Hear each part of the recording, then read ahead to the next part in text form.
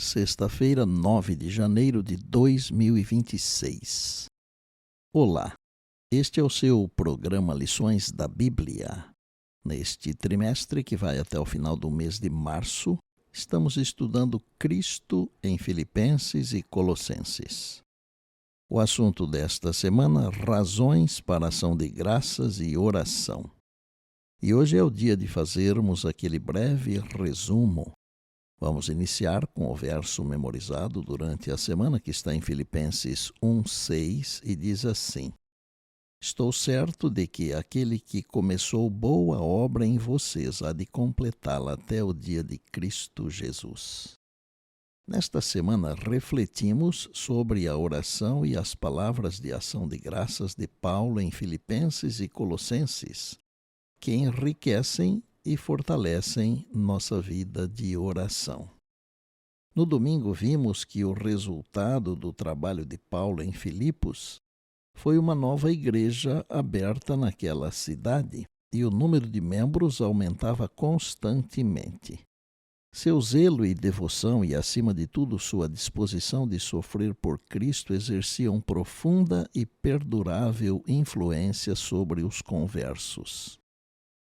Na segunda-feira, vimos que a oração de Paulo, registrada em Filipenses 1:9-11, foi completamente voltada para os outros, em favor da igreja e de seu bem-estar. Paulo, mesmo estando preso, se preocupou com a igreja, com os membros da igreja. Que maravilhoso exemplo para o pastorado atual. Na terça-feira, aprendemos que a mensagem que Paulo enviou aos filipenses deve ter sido surpreendente. Porém, Paulo enxergava sua própria situação com um olhar diferente. Guiado por discernimento espiritual, Paulo não via o encarceramento como uma barreira, mas como uma oportunidade. O que parecia ser um obstáculo tinha, na realidade, contribuído para o progresso do Evangelho. Filipenses 1:12.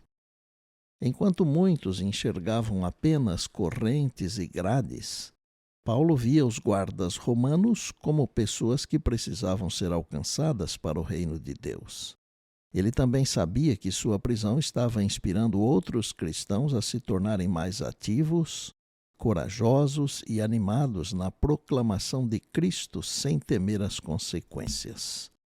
Na quarta-feira, vimos que o relacionamento de Paulo com os colossenses era um pouco diferente do que ele tinha com os filipenses. Ele os incluiu entre os que não o tinham visto face a face, Colossenses 2:1. Ainda assim, o apóstolo disse que sempre agradecia a Deus e orava por eles, como fazia com os filipenses. E ontem aprendemos sobre 4 fontes principais pelas quais podemos conhecer a vontade de Deus enquanto a buscamos em oração. A direção do Espírito Santo. O Espírito Santo nos guia quando aprendemos a reconhecer a sua voz.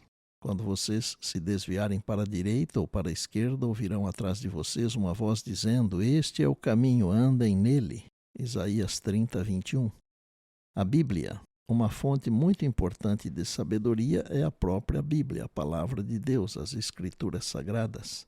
Lâmpada para os meus pés é tua palavra, ela é luz para os meus caminhos, Salmos 119, 105.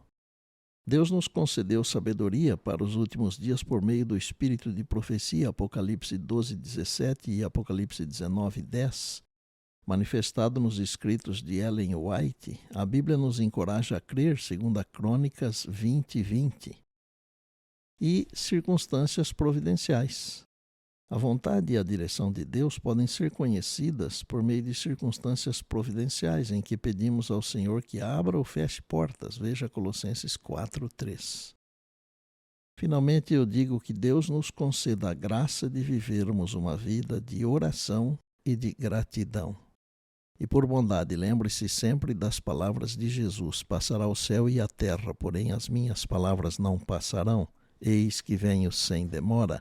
E lembre-se que a voz é nossa, mas a palavra é de Deus. Bem, amanhã tem mais, se Deus assim nos permitir. E disse Jesus: examinais as Escrituras, porque julgais ter nelas a vida eterna, e são elas mesmas que testificam de mim. João 5:39. Eu sou o pastor Estina e este é o seu programa Lições da Bíblia, diariamente com você pela graça e misericórdia de Deus.